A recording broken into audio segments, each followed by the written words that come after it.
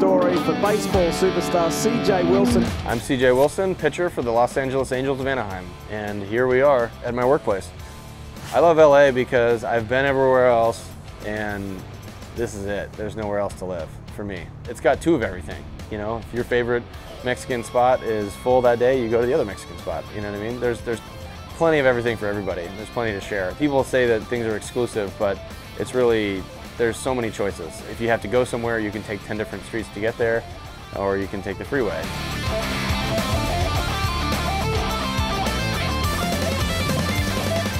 I'm the only race car driving, race car team owning baseball player. When I was rehabbing from Tommy John surgery, I started going to the track and driving on the track. I was like, I love cars. Like, what am I doing? Why am I not doing this? I started racing, got my license, and then would do real races and stuff like that. I was like, well, maybe I'll make a commercial venture out of this and start a team, and that way I can build the team up while I'm playing, you know, and get my sponsorship across to the team. That actually opened its way into the dealership thing, and so now it's like, now I have 3 car dealerships. I'm just a car guy, you know, I've just been a car nut my whole life. I've probably owned 25 or 30 cars. I'm 33, so that's kind of a problem. But I found the solution, which is being a car dealer, because then I can sell cars and buy cars and sell cars and buy cars, and it's cool. Most of the cars I keep, I actually drive. The McLaren F1 was the most iconic car, like sports car ever made. So I was like, man, if I can ever get a McLaren, I'm gonna get a McLaren, because that is the most badass car of all time. They made this car called the 12C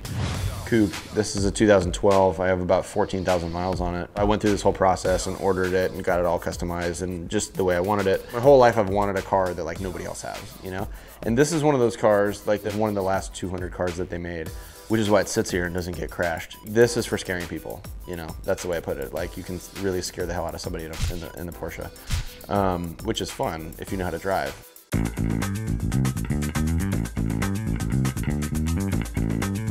The first charitable thing that I really did when I made it is I found a Boys and Girls Club locally in Dallas, or I was actually in Fort Worth. That was the first thing that I ever did. We did a hospital visit, and I met a couple people at the hospital, and one of those was a kid named Micah. I talked to him for a little bit. He was super amped, you know, gave him a hug, had fun. We kind of formed a bond, which is like, well, here's someone specific that I can help a lot of people, but it's because of him. He's the inspiration.